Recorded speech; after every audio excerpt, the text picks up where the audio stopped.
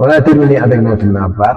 Donc, on va attaquer la partie mail. Donc, dans la partie mail, ce qu'on a, la partie principale ici, on va attaquer notre page. Donc, on va tout d'abord coder en premier lieu cette section-là. Donc, prenez le suivre là. Donc, on va tout d'abord stocker notre section, cette partie-là. Cette partie, donc c'est la première partie d'un landing page en général. Donc, on l'appelle la Hero Section. Donc, quand on dit Hero Section, c'est cette partie-là. Donc, il y a un titre, un paragraphe et un bouton. Et une image à droite. Donc, si on voit bien la séparation, vous voyez ici les grilles bleues. On voit qu'il y a deux parties. Et pour cette première partie-là, il y a trois parties. Titre, paragraphe, bouton.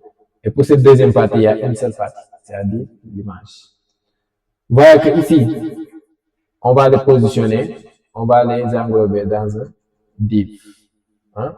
Et après, pour les englober dans un div, on va essayer d'englober cette première partie dans un div et cette deuxième partie dans un div. Et on va mettre le contenu de chaque partie. On est bon. Donc, revenons au niveau de notre code. On va...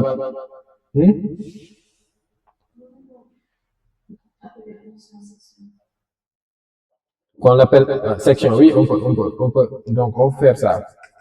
Balise section, parce que c'est une section. Et on va lui donner un ID pour identifier la section. Maintenant, l'ID, on va l'appeler Hero. Donc, c'est la Hero Section. Donc, on a deux divs. On a deux divs. Donc, les divs, pour les identifier facilement, je vais les donner des classes. Donc, classe, là, je vais l'appeler left. Left, c'est gauche. Hein? Left section. Pour la partie gauche. Et là, je lui donne une classe right section. Pour la partie droite. Donc, la partie gauche, on a quoi ici? On a un titre. Donc, je vais faire un H1. Et je peux mettre le texte. On va essayer de copier.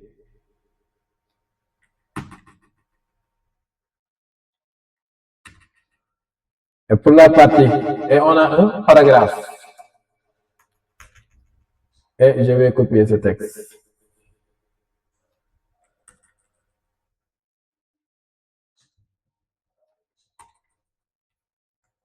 On a notre texte, on a notre paragraphe et on a un bouton. Donc, je vais appeler la balise button. Et on a écrit book a consultation. Book a consultation. Voilà. Donc, on a notre partie gauche. Donc, pour la partie droite, on a notre image. Donc, je vais appeler la balise IMG. Très simplement.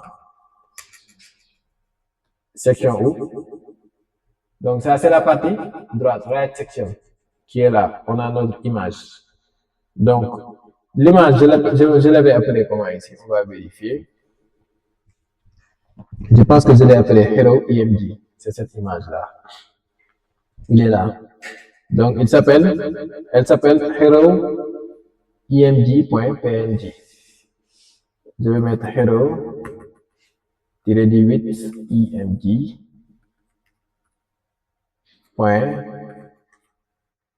.png alt Hero image. Donc, on va vérifier le résultat pour voir sans le style. Donc, l'image, ça ne vient pas parce qu'on n'a pas bien ciblé. L'image, c'est dans le dossier IMG qui est dans Asset. Donc, ici, je dois d'abord faire un point slash Asset. Asset slash img et on va prendre le hello img.png et là on a notre image. Vous voyez que c'est vertical.